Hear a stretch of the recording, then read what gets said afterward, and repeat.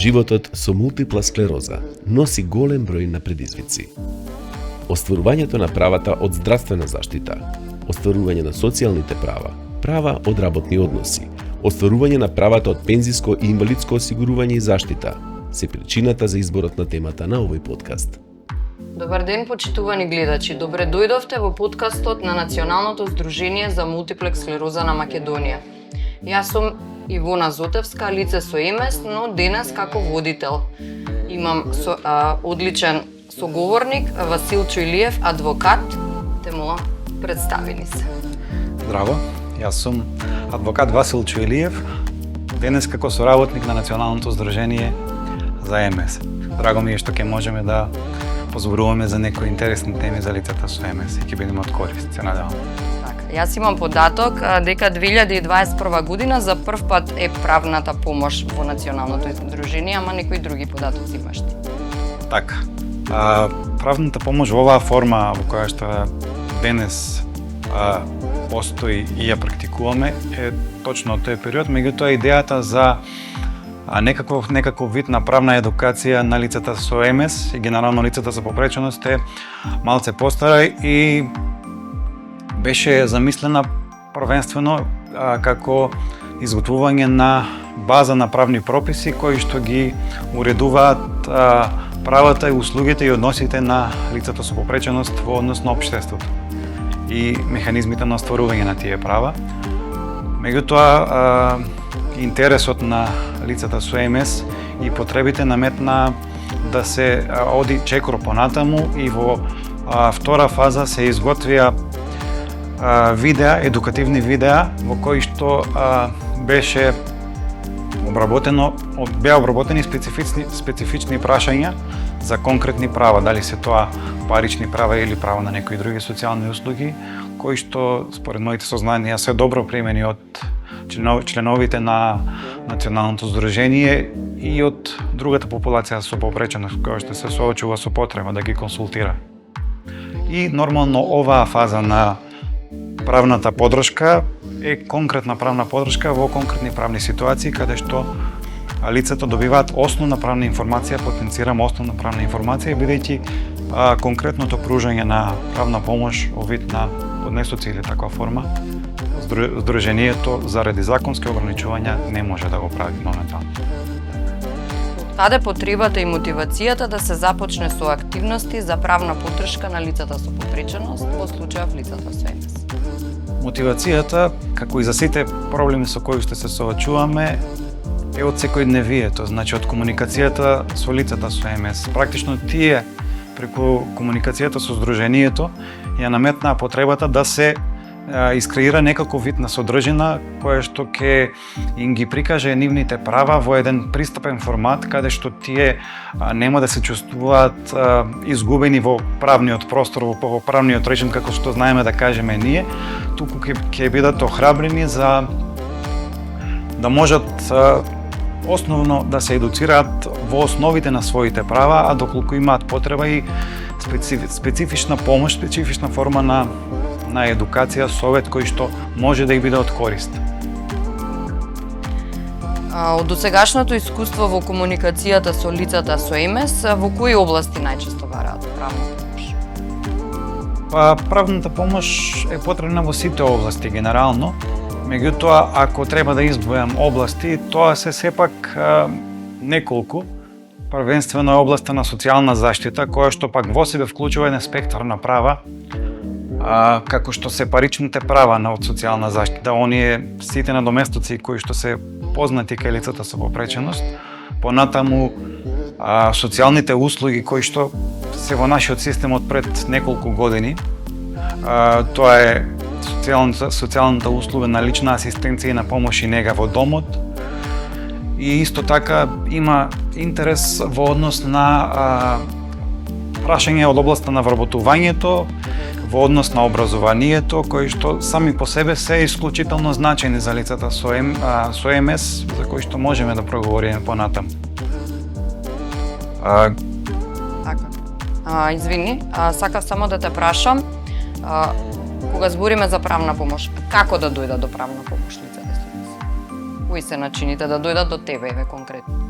Значи, Националното здружение за ЕМС изготви платформа, тоест преку имейл комуникација да го искомуницира здруженијето кое што ги препраќа практично нивните прашања и проблеми до мене и јас во рамки на она што го дозволуваат позитивните законски прописи се трудам да најдам соодветно решение за нивните проблеми.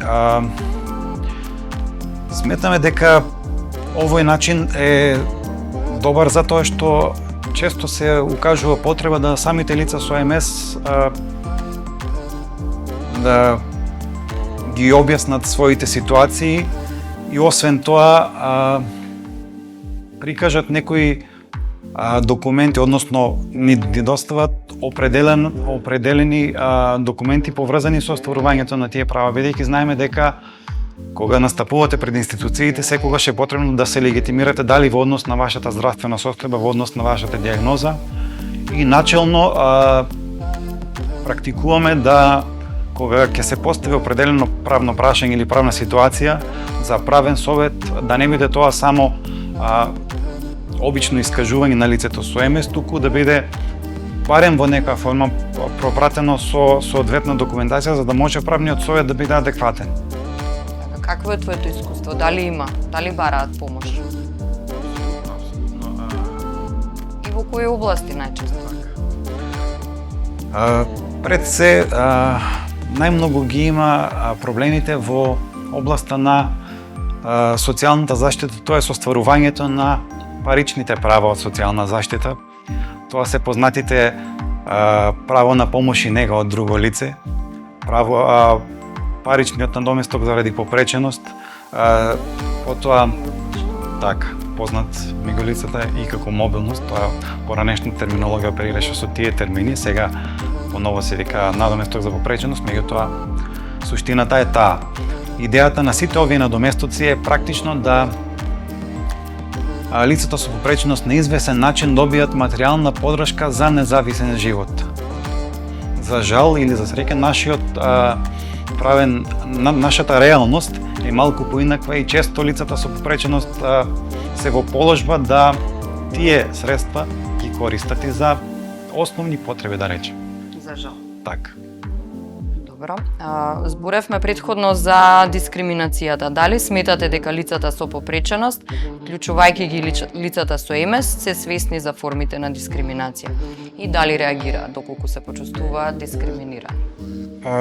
Генерално, тие се свесни дека се жртви на системот, така да кажам, на некој начин при остварувањето на своите права, ја чувствуваат неправдата, меѓутоа не можат точно да дефинираат на кој начин е нанесена неправдата, како да ја дефинираат својата положба во однос на системот и како да се постават за да ги заштитат своите права. Дискриминацијата пак од своја страна е специфична за тоа што освен барањето за правна заштита, секогаш при оцената на основаноста на повредата е потребно да имаме и компаратор, тоест да се спореди дали лицето во однос на другите лица кои што не се соочуваат со дискриминација, конкретно да се види таа нееднаквост каде е, за да може органот да постапува.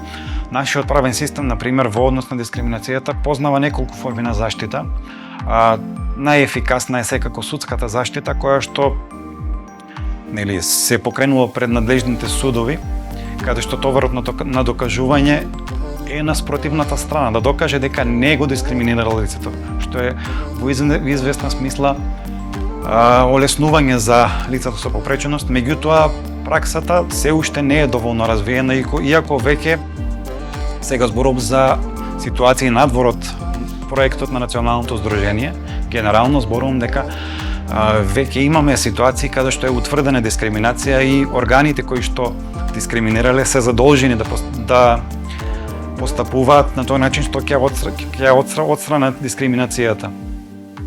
Овде би сакал да споделам и еден друг механизам на заштита од дискриминација, тоа е Комисијата за спречување и заштита од дискриминација, која што е тело за еднаквост во нашиот правен систем, кој што би требало да биде, така да речам, водич во едукацијата на поединците, но и на сите институции за тоа како тие треба да се постават при третменот на дискриминацијата, односно спречувањето. Акцентот е токму на тоа, на тие меки мерки, како да лицата со попреченост и сите други не бидат жртви на дискриминација, односно да се испочитува она што е дух на конвенцијата на лицата со попреченост, генерално, бидејќи замислата на сите тие меѓународно правни инструменти не е ништо друго, туку да се создадат еднакви стартни услови за лицата со попреченост, за да може во такви еднакви услови да ги остварат сите своји права и да ги реализираат своите потенцијали како слободни граѓани еднакви со другите. Значи, па така, меѓу другите правни совети секогаш се трудиме и да ги охрабриме лицата кога ќе пристапат кон заштита кон барање прво на правна помош и подоцна кон заштита на своите права, секогаш да се стремат кон интердисциплинарен пристап, односно да не одат со една форма на заштита доколку има услови да одат паралелно со повеќе. Дали ќе биде тоа Комисијата за заштита од дискриминација, дали ќе биде народен правобранител, дали ќе бидат инспекцијски служби и суд нормално.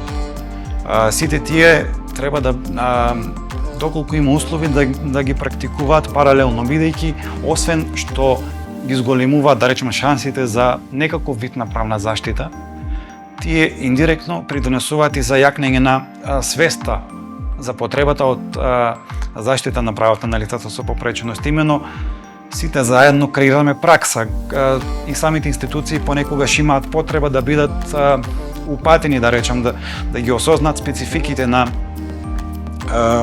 конкретниот проблем, значи на лицата со попреченост. Ако имаме доволно број на случаи, доволно материјал, доволно граѓа, апсолутно многу е полесно и да креираме политики сите заедно и да предлагаме конкретни решенија, а со тоа и да придонесеме кон севкупниот квалитет на живот на сите лица со попреченост.